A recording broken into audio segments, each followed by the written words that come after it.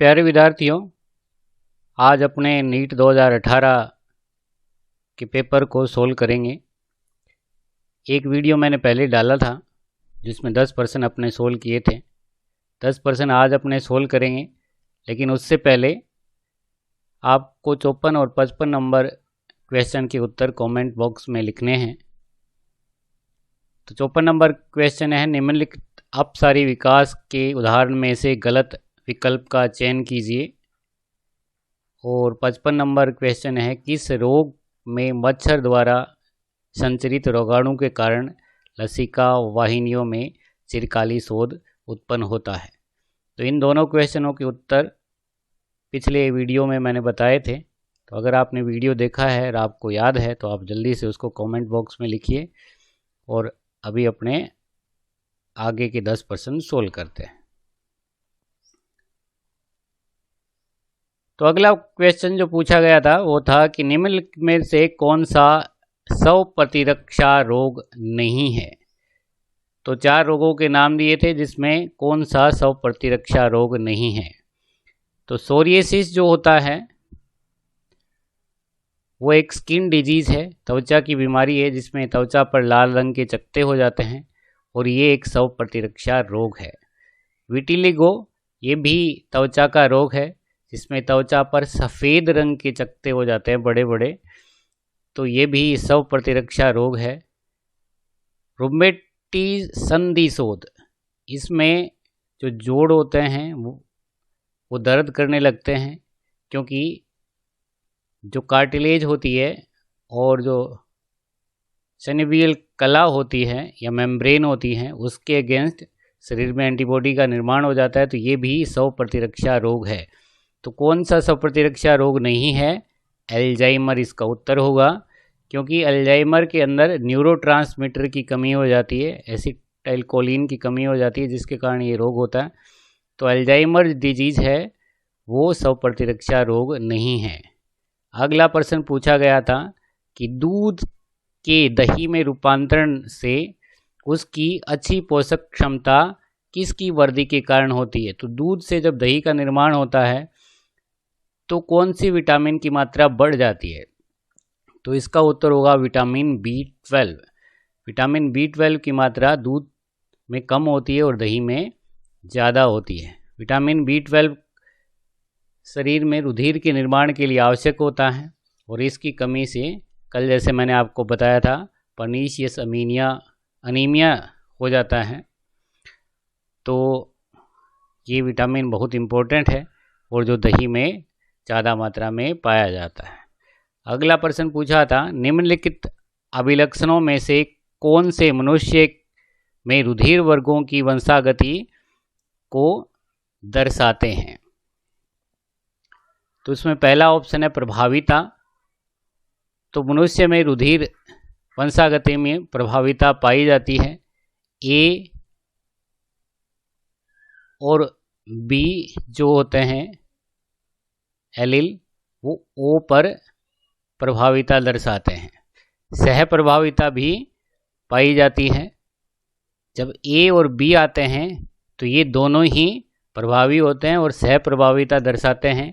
और बहु एलीलता भी पाई जाती है क्योंकि इसमें 3 एलील हैं ए बी और ओ, तो बहु एलीलता पाई जाती है। अपूर्ण प्रभाविता नहीं होती और बहुजीनी वंशागति भी नहीं होती। जिसमें ए बी सी तीनों ऑप्शन होंगे वो सही होगा।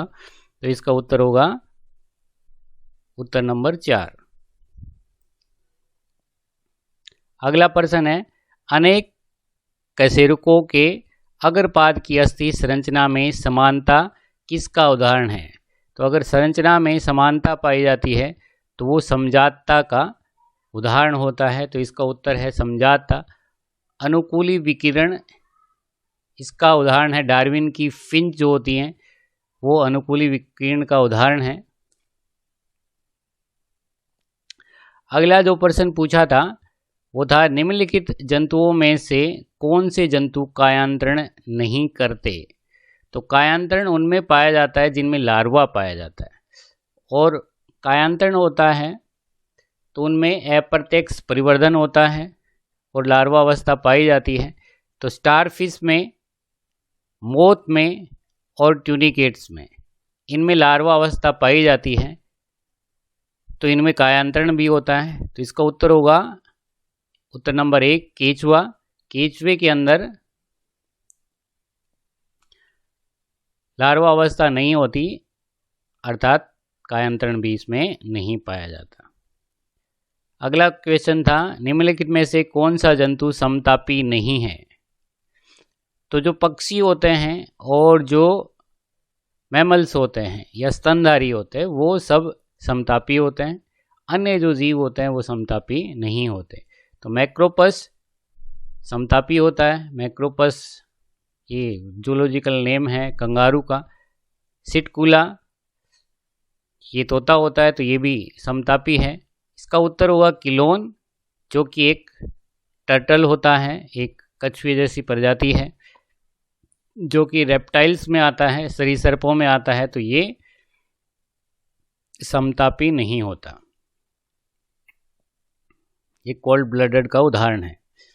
निम्नलिखित में से कौन से लक्षण नर कॉकरोच की पहचान मादा कॉकरोच से करते हैं? तो इसका उत्तर होगा पुच्छ सूख की उपस्थिति। तो ये पुच्छ सूख जो होते हैं वो नर में पाए जाते हैं, मादा में ये नहीं होते। तो पुच्छ सूख की उपस्थिति नर कॉकरोच की पहचान है, जो कि मादा में ये नहीं पाए जाते। अगला क्वेश्चन जो था वो है, निम्नलिखित में से कौन सा जीव महासागरों में मुख्य उत्पादक के रूप में जाने जाते हैं?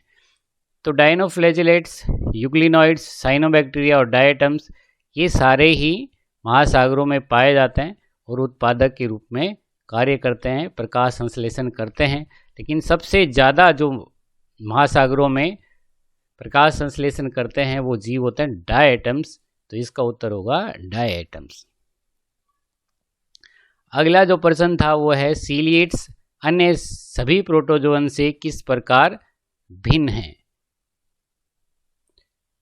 तो सीलिएट्स वो जीव होते हैं, एक कोशिकीय जीव, जिनमें गमन के लिए सीलिया पाए जाते हैं। तो ये गमन के लिए कशाबिका का प्रयोग करते हैं, तो ये बात गलत है। इनमें 2 केंद्रक पाए जाते हैं। सीलिएट्स में 2 केंद्रक पाए जाते हैं। ये शिकार पकड़ने के लिए पदार्थ का प्रयोग करते हैं, ये भी गलत है, क्योंकि इनमें पदार्थ नहीं पाए जाते। और इनमें अतिरिक्त पानी को निकालने के लिए संकुचनशील धानियाँ होती हैं। इनमें संकुचनशील धानियाँ होती हैं, लेकिन केवल सीलिएट्स में ही संकुचनशील धानियाँ होती हैं, ये नहीं है, अन्य बहुत सारे प्रोटोजोन्स में भी पाई जाती हैं। तो अन्य से इसको भिन्न करता है 2 केंद्रकों की उपस्थिति। तो ये इसका उत्तर हो जाएगा उत्तर नंबर 2। अगला क्वेश्चन है, कशेरुकी समूह के उन जंतुओं की पहचान कीजिए जो अपने पाचन तंत्र में क्रोप एवं गिजार्ड द्वारा अभिलक्षित होते हैं। मतलब किन में क्रोप व गिजार्ड पाए जाते हैं? तो क्रोप भोजन संग्रहण का कार्य करता है और गिजार्ड भोजन को रगड़ने का कार्य करता है, और ये पाए जाते हैं पक्षियों में। तो एवीज वर्ग में ये पाए जाते हैं। तो इसका उत्तर हो जाएगा उत्तर नंबर 3 एवीज वर्ग। अगला जो क्वेश्चन था वो है, स्तनपायी भ्रूण की भ्रूण बाह्य झिल्ली उल्ब किस से बनी होती है? तो एमनियोन जो झिल्ली होती है, जिसको उल्ब कहते हैं, एमनियोन जो झिल्ली होती है वो किसकी बनी होती है? और अगर आपको ये उत्तर पता है तो ये भी आप कमेंट बॉक्स में इसका उत्तर लिखिए। इसके बारे में अपने कल चर्चा करेंगे। तो आज के लिए इतना ही, धन्यवाद। अगर आपने कल वाला वीडियो नहीं देखा है तो वो भी आप देखिए, और अगर कोई डाउट होता है तो वो आप कमेंट में पूछ सकते हैं। धन्यवाद।